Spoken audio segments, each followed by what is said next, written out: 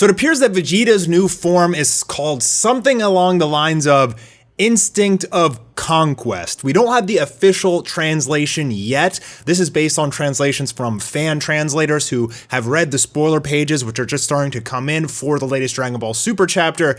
And it appears that while Goku's is kind of like mastery of self-movement, Vegeta's has something to do with being selfish, almost like mastery of selfishness.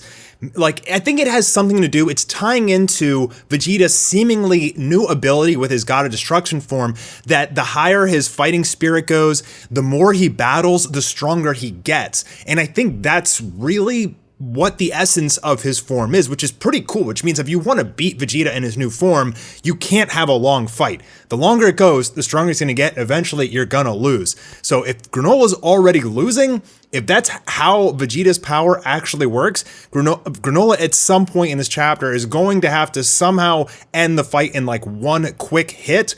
Otherwise, Vegeta's going to win. Now, I'm sure Viz, when they fully translate this, it's definitely a play on words, so they're going to give it probably some unique name, but this appears to be like what they're aiming for. It might not actually be Instinct, like Mastered Ultra Instinct. It might not be like that, but they're kind of using a similar play on words in the Japanese language in order to give it a similar feel. Now, are they trying to apply with this that Vegeta is actually the same level of power that Goku is, if not higher? I mean, if he's an Instinct form as well, does that mean that Vegeta is literally equal to Goku? Right now, it seems like Vegeta is completely, like, way stronger than Goku. So as we saw in the draft pages and we're seeing in these spoiler pages, Vegeta is just stomping Granolah. I mean, he got one hit in the gut where he bled from the mouth a little bit, but like other than that, he is completely and utterly pummeling the crap out of Granolah. Granolah seems very, very helpless and scared, and Vegeta's preying on the fact that like Granolah hasn't had time to train and get used to his power. He's overly cocky,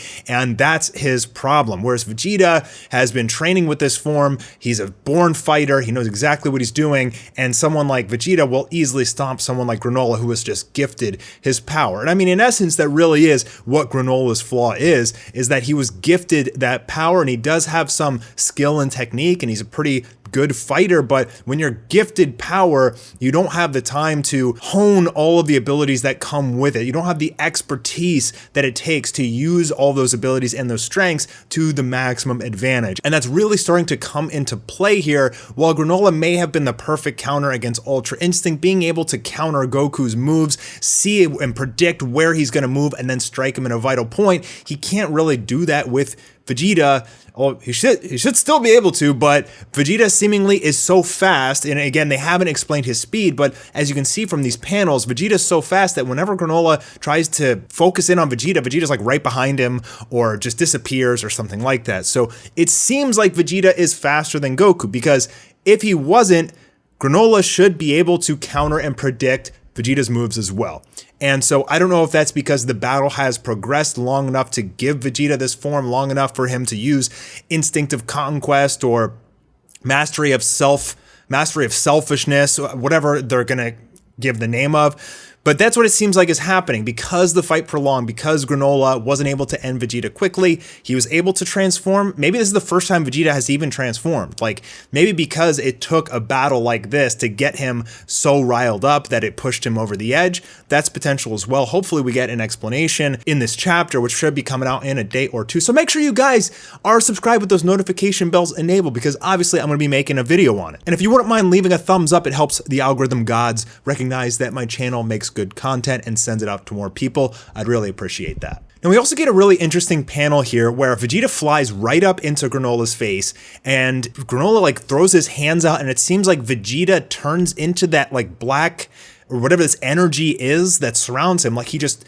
vanishes into, I don't know if it's Hakai energy or it's just, it seems like it's just very hot. Like it's not melting Granolah, it's not erasing him, but whatever it is, Vegeta, it's maybe one of his abilities is that he can like literally like vanish into energy like that, and it like it's really hard to hit the guy. It's really hard to land any punches because like he can pretty much phase into energy or something like that. I mean, that's what it seems like from this panel. Again, I can't wait to get more explanations in when this chapter comes out, because we don't really know the full capabilities of Vegeta yet. We haven't seen him really even use Hakai at all. He's been using destructive attacks, like just very powerful attacks. He seems very fast and very strong, and the only thing he's really said is, I get stronger the longer the fight goes on. Now, is he talking about his form, or is he talking about that's just Saiyans? Because we've seen Saiyans say that as well. So we don't have any real explanation yet, but if this form basically was created because of Vegeta's thirst to be stronger,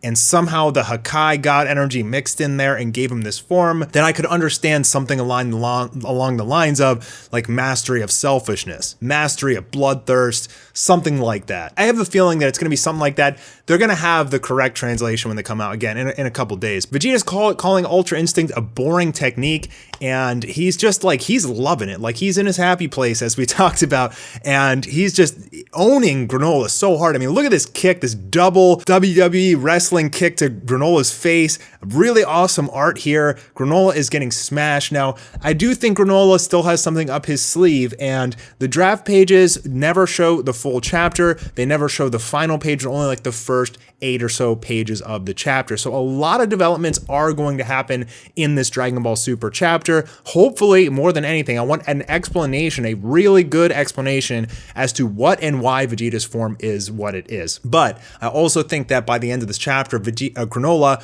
will go all out. I still don't think he's going all out right now. I think he's caught off guard, and I still think he has a lot of tricks up his sleeves. But I do think that Vegeta will probably come out as the victor of this battle. If he doesn't, I think it's horrible writing.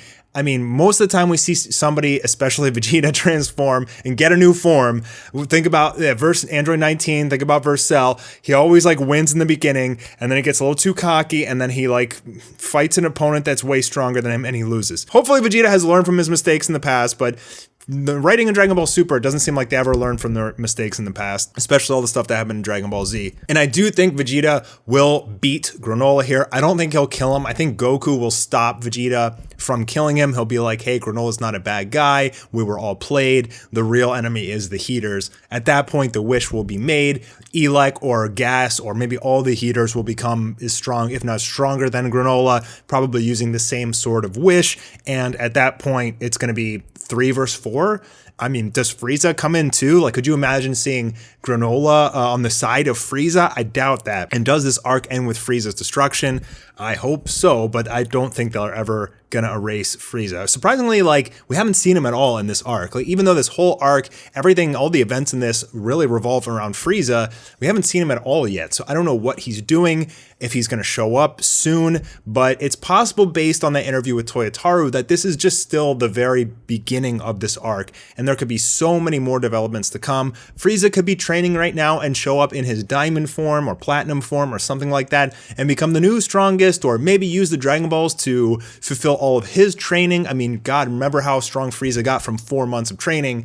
Imagine if he used those Dragon Balls to, you know, make the same kind of wish. I mean, I think he'd be even stronger than Goku and Vegeta potentially, just based on how they wrote that into Dragon Ball Super. You know, I never trained my whole life, so I trained for 4 months and I became the power of a god, right? So imagine if Frieza makes that wish. I mean, Jesus, like, he would just be unbeatable. Interesting stuff so far. I want to know what you guys think about this chapter and Vegeta's new form so far. Make sure you guys leave those comments down below the like button, and we will be getting more pages in the next day or two. So make sure to subscribe, notifications on, and I'll see you for the next video. Go Vegeta!